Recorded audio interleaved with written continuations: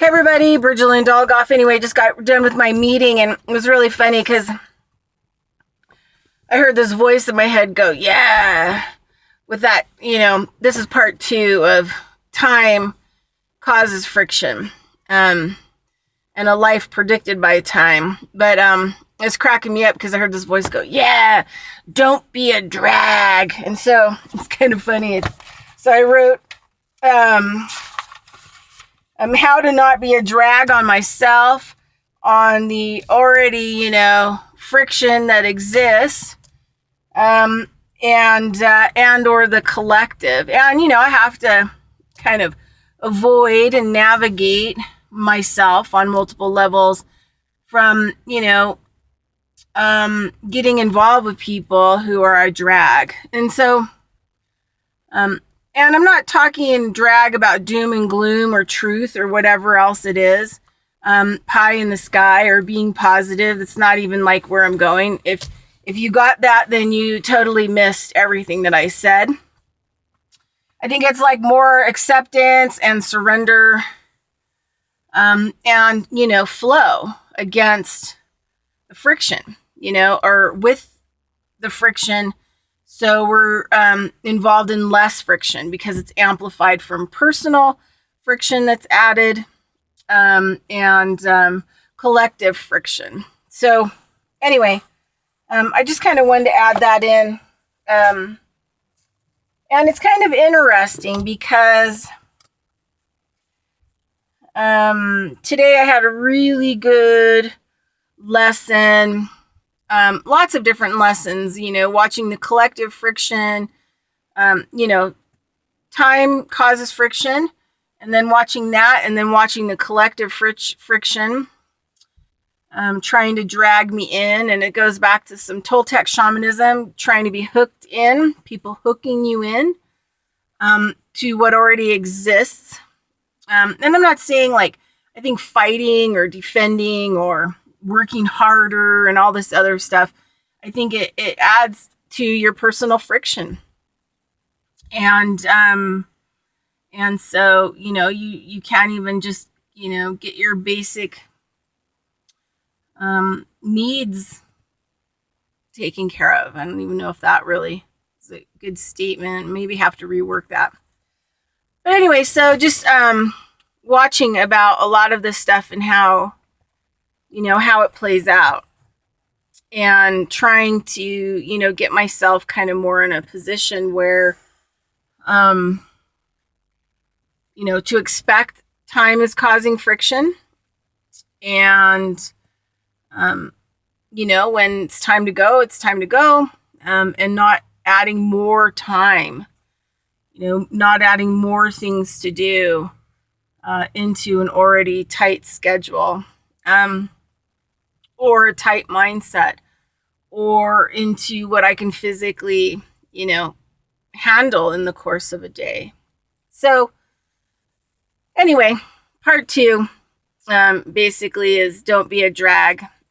So don't be an added anchor causing, friction in the flow of water of life, because, you threw your anchor out, or you forgot to pull your anchor in on your ship.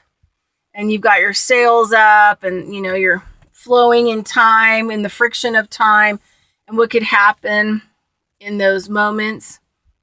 And then you've got your own, anchors thrown out, and forgot to, because you're too busy paying attention, you forgot to, pull your anchor in, or turn your energy to the next thing, a conscious effort and intention. Okay, now it's the next thing. What's that going to be?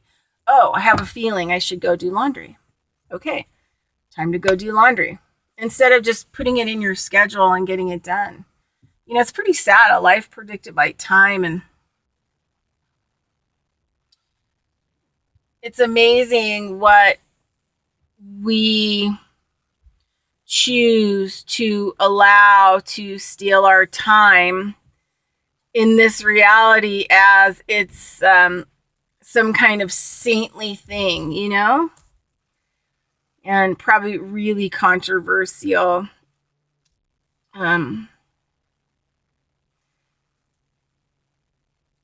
is,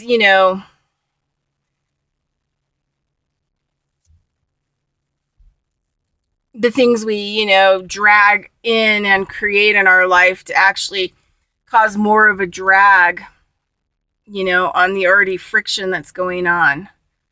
And it can be everything. A mortgage. I mean, think about that. A mortgage on a house. 30 years. Every month for 30 years. What could possibly go on with that? Think about how much personal friction just something like that causes.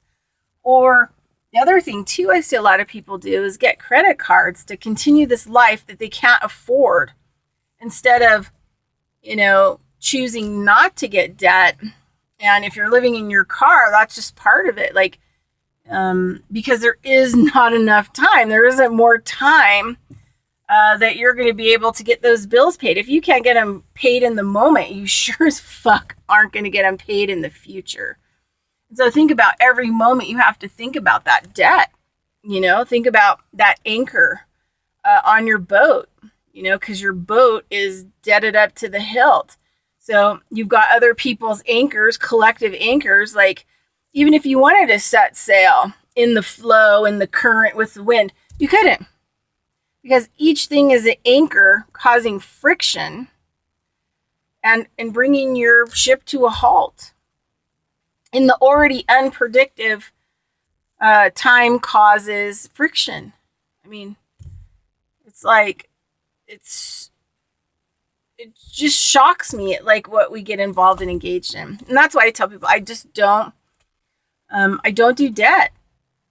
And I just, no way that I can emotionally, handle that at this point.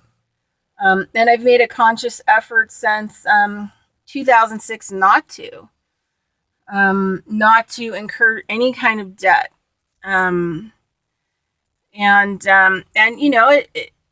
It makes my life, I think, more challenging to the outside world. And so the collective is putting more friction upon me, trying to drag me into their friction, their drama, their mindset of how time should be played out or time should be lived here. Life to me is pretty short. And, going on a cruise or, having a mortgage on a house or, these things are just not really that important to me. Those are not the kind of friction that I want to, add to my personal friction because, I'm just learning how to navigate time as friction and how to, be ready and navigate the friction that already exists. Because I don't think that there's a possibility to eliminate it. I think it's because of how this, paradigm has been constructed. And because we agree personally, which has nothing to do with the time causing friction, has everything to do what we're going to add on to after that, right? So all things exist by agreement, which is another shamanism kind of term that Lynn Andrews used. We're choosing to go along the same path, and it almost becomes peer pressure friction because, people are like, wow, you're like living in your car? Wow, we're going to have to be meaner to you. We're going to have to add friction to you as a collective to get you, anchored down more so that you're like us. It's crazy. All right. Anyway, part 2 over. Sorry. Conscious of Economics and Urban Farm Project. I guess I'm blowing it out. Achoo! Cough that stuff up. Get rid of it. However you need to get rid of it. All right. Later. Bye.